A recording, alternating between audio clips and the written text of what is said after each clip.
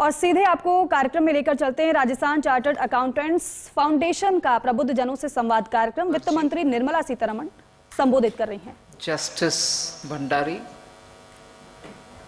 and all dignitaries on the dais, dignitaries and the elite of Jaipur who have come over for this meeting. I am really privileged to stand here in the land of warriors, most of whom have been great source of inspiration for all Indians, be it Prithviraj Chauhan, Maharana Pratap, Rana Sanga, Maharaja Savai Jai Singh, Savai Man Singh, Amar Singh, Rana Hamir Singh, have all stood for a great India, sacrificed themselves for it. So I bow my head with great respect to this land of warriors who've literally stood like a big fort in the borders of this country.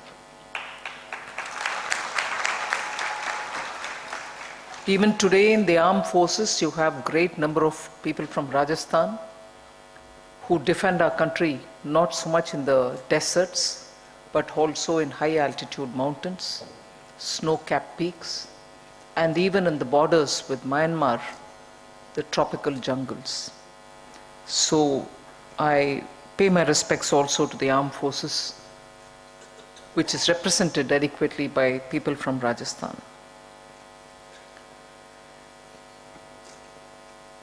Durgashtami has been referred to in the welcome address.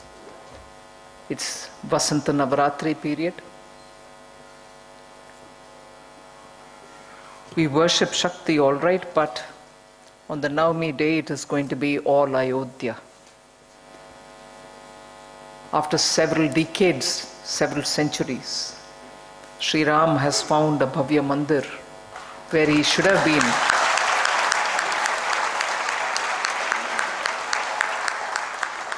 Where he should have resided, and as you say in Rajasthan, Virajman in that holy, beautiful Bhavya Mandir forever, for always.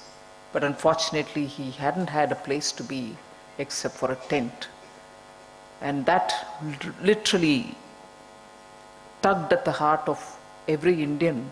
And today, when he's got his due place, we all will celebrate this first Ram Navami with our Lord being in the right place.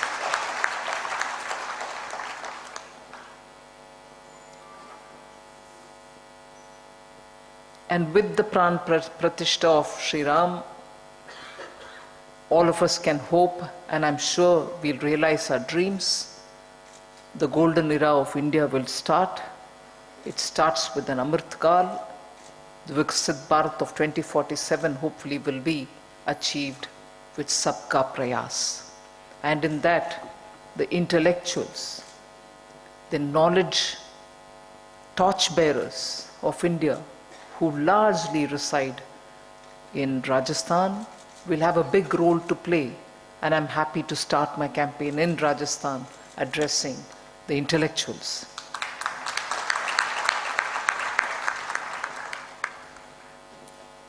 It is this optimism which Prime Minister Modi has brought into a country which had given up all its hopes. In 2013-14, irrespective of party affiliation, no one could hide the fact that you were not sure where we were going. Fragile five we were. Capital was getting out of the country. Not just those foreign direct investments which had come, but even our India's own businesses, big businesses, were shifting their balance sheet to outside of India than remain in India. That was 13-14. And your party loyalties couldn't have hidden this fact from you, so you didn't have to be in the opposition, as BJP was at that time, to realize that the country has come to nowhere. And that was 2013-14. But from there, in fact, one of the things which I said in the parliament when I released the white paper on the Indian economy 10 long years after, duly when people said you should have released it in 2013-14, why are you releasing it now? I, in all my modesty, appreciate the Honorable Prime Minister for having not released it in 2014.